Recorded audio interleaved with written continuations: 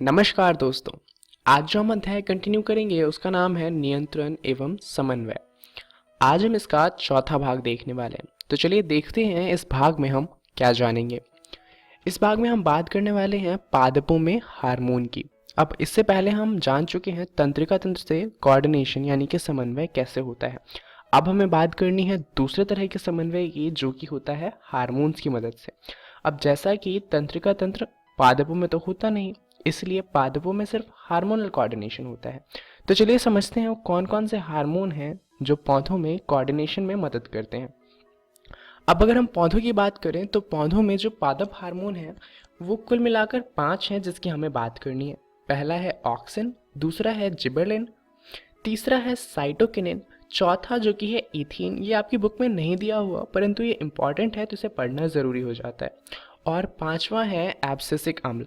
तो ये 5 हार्मोन हैं जिसकी हमें बात करनी है। तो अब पौधों की बात करें तो पौधों के बारे में आप ऐसे समझ लीजिए कि पौधे या तो ग्रो होते हैं यानी कि इनमें वृद्धि होती है, या फिर इनमें वृद्धि नहीं होती।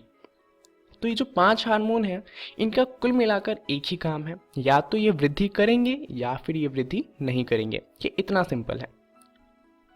तो चलिए शुरुआत करते हैं सबसे पहले हार्मोन से, देखते हुए कि उसका काम क्या होता है। अब जो सबसे पहला हार्मोन है ये क्या करता है, इसकी मदद से जो पौधे होते हैं वो सूरज की तरफ झुक जाते हैं। चलिए समझते हैं ये कैसे होता है। दरअसल ऑक्सीजन जो होता है वो कोशिकाओं की लंबाई में वृद्धि में सहायक होता है। तो अब यहाँ पे ऑक्सीजन से ये समझ में आता है कि ऑक्सीजन से क्या होगा, जो जो पेड़ है उसकी लंबाई बढ़ेगी। तो इससे ये सूरज की तरफ कैसे झुकेंगे, चलिए ये समझते हैं। दरअसल मान लीजिए ये हमारा तना है किसी पौधे का, और इस तने में क्या होगा, पूरी जगह पे ऑक्सीजन भरा हुआ होगा, क्योंकि ऑक्सीजन पादप हार्मोन है तो पादप में तो होगा ही। परंतु जब भी इसके ऊपर कोई लाइट पड़ती है, सूरज की या किसी जगह से भी लाइट पड़ती है, तो ऑक्सीजन क्या होता है, लाइट से दूर भागता है। तो जिस तरफ लाइट आएगी वो उसके दूसरी तरफ चला जाएगा। तो अब पेड़ के तने के आधी तरफ ऑक्सीजन नहीं है और आधी तरफ बहुत ज़्यादा ऑक्सीजन है। तो इससे क्या होगा, जिस तरफ ऑक्सीजन नहीं है वो तो बढ़ेगा ही नहीं, परंतु जिस तरफ ज़्यादा ऑक्सीजन है वहाँ पे बहुत तेज़ी से ग्रोथ होगी, वो बहुत तेज़ी से बढ़ेगा। तो जब एक साइड बहुत ज़्यादा बढ़ेगा और दूसरी साइड बढ़ ही नहीं रहेगी, वो भी एक ही तने की, तो क्या होगा, जो तना होगा वो मुड़ जाएगा। और तना मुड़ेगा किस तरफ, ये मुड़ जाएगा अंदर की तरफ। तो यहाँ पर आप देख सकते हैं जैसे ही तना मुड़ेगा तो ये किस तरफ मुड़ा है, जहाँ पर लाइट है। इसीलिए क्या होता है, जितने भी पार्क वगैरह होते हैं वहाँ पे क्या होता है, दूसरी तरफ से लाइट नहीं पड़ती, एक ही तरफ से लाइट पड़ रही होती है। और इस वजह से जो पार्क वगैरह होते हैं उनमें सारे पेड़ पार्क के अंदर की तरफ मुड़े हुए होते हैं, कोई सा भी पार्क की बाहर की तरफ नहीं आता। उसका कारण यही है क्योंकि जो ऑक्सीजन होता है उसकी वजह से पेड़ अंदर की तरफ मुड़ते हैं। चलिए अब समझते हैं दूसरे हार्मोन को, जो कि है जिबरेलिन। अब ये जो जिबरेलिन हार्मोन है इसका ऐसा कोई सीन नहीं है कि ये सूरज की रोशनी से दूर भागता है, किसी रोशनी से दूर भागता है। तो इस वजह से जिबरेलिन से क्या होता है, इससे भी ऑक्सीजन की तरह ही वृद्धि होती है। और ये जब पौधों में होता है तो वो बहुत तेज़ी से बढ़ते हैं, जब कम होता है तो कम तेज़ी से बढ़ते हैं, और नहीं होता है तो नहीं बढ़ रहे होते। तो जैसे कि यहाँ पर आप 3 पौधे देख सकते हैं और आप देख कर ही बता देंगे। अगर आपको पूछा जाए किसमें जिबरेलिन जो है वो सबसे ज़्यादा होगा, तो जो तीसरे नंबर का पौधा है उसके अंदर जिबरेलिन सबसे ज़्यादा होगा। वहीं जो पहले नंबर का पौधा है उसमें जिबरेलिन बहुत कम होगा, क्योंकि उसमें ग्रोथ हुई ही नहीं है। जो तीसरा हार्मोन होता है वो है साइटोकिनिन। ये कोशिका विभाजन को प्रेरित करता है। तो कोशिका विभाजन का क्या मतलब है, एक कोशिका 1 से 2 बन जाए, 2 कोशिका 2 से 4, 4 से 8, 8 से 16, 16 से 32, इस तरीके से कोशिका विभाजित होती रहे। तो ये क्या करता है, साइटोकिनिन से प्रेरित करता है, मतलब कोशिका को कहता है विभाजित होने के लिए। इसलिए जहाँ भी कोशिका विभाजन बहुत तेजी से होता है वहाँ पर साइटोकिनिन पाया जाता है, बहुत ज़्यादा अधिक सांद्रता में। जो साइटोकिनिन है वो हमें ज़्यादातर बीज वगैरह में मिलता है। जैसे कि आपने देखा होगा जब आप चने को पानी में डालते हैं तो क्या होता है, एक ही दिन में उसके स्प्राउट्स बन जाते हैं, यानी कि उनमें से सफ़ेद सफ़ेद डंडियाँ निकलने लग जाती हैं। एक दिन पहले तक कोई डंडी नहीं थी और एक ही दिन में इतनी सारी डंडी बन गई, यानी कि उनके अंदर जो कोशिका विभाजन हो रहा है वो बहुत तेज़ी से हो रहा है। और ऐसा किसकी वजह से हो पाता है, ये हो पाता है साइटोकिनिन की वजह से। इसके अलावा जो चौथा हार्मोन है उसका नाम है इथीन। इसको हम इथाइन भी बोल सकते हैं, ये दोनों ही नाम से फेमस है। इथीन या इथाइन दोनों में ही पादप हार्मोन है, और ये इकलौता ऐसा हार्मोन है जो गैस अवस्था में होता है। यह फल के विकास और पकने को बढ़ावा देता है। इसी वजह से जब एथीन होता है तो जो पौधे में फल होते हैं वो धीरे धीरे कर कर पकने लगते हैं। अब कई बार क्या होता है कि हमारे पास पौधे में जो फल होते हैं वो कच्चे होते हैं और लोगों को पके हुए फल चाहिए होते हैं, तो उन्हें आर्टिफिशियली पकाया जाता है विद द हेल्प ऑफ एक हार्मोन है जिसका नाम है ऑक्सीटोसिन।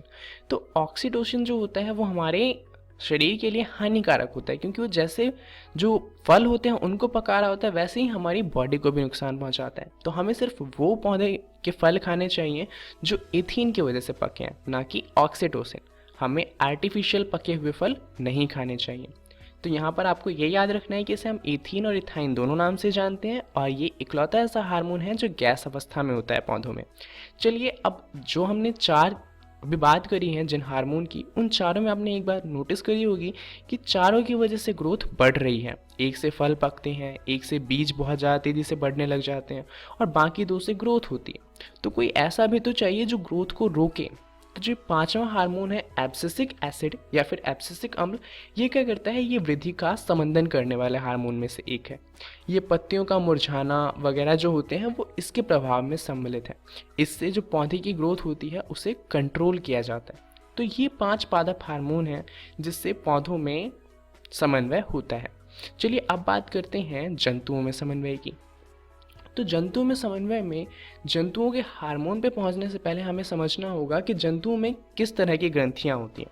दरअसल हार्मोन किसी न किसी ग्रंथि से ही निकलेगा। तो जंतुओं में 2 तरह की ग्रंथियां होती हैं, एक होती हैं अंतरश्रवी ग्रंथियां और दूसरी होती है बहिश्रवी ग्रंथियां।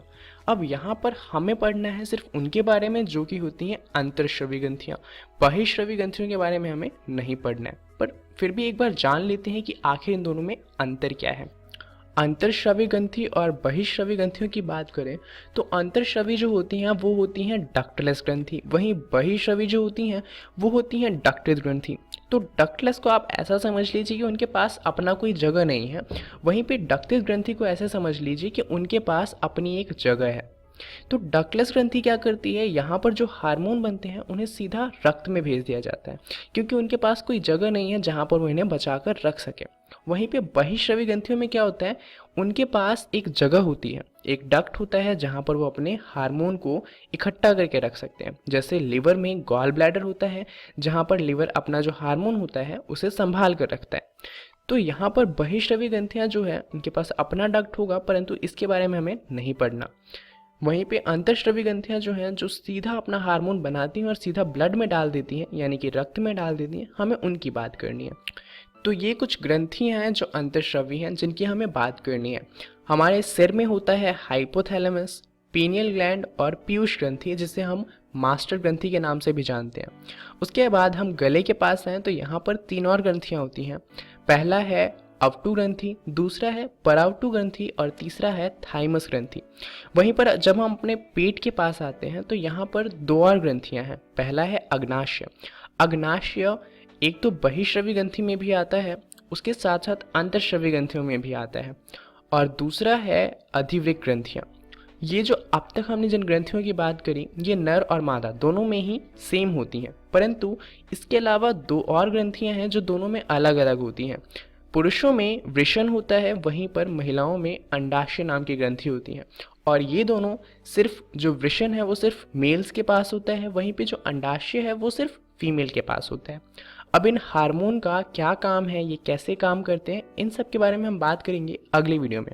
इस वीडियो के लिए इतना ही। तो चलिए जान लेते हैं इस वीडियो में हमने क्या सीखा। इसमें हमने जाना पादपों में हार्मोनल समन्वय कैसे होता है उसके बारे में, और फिर हमने थोड़ी सी बात करी जंतु हार्मोन के बारे में।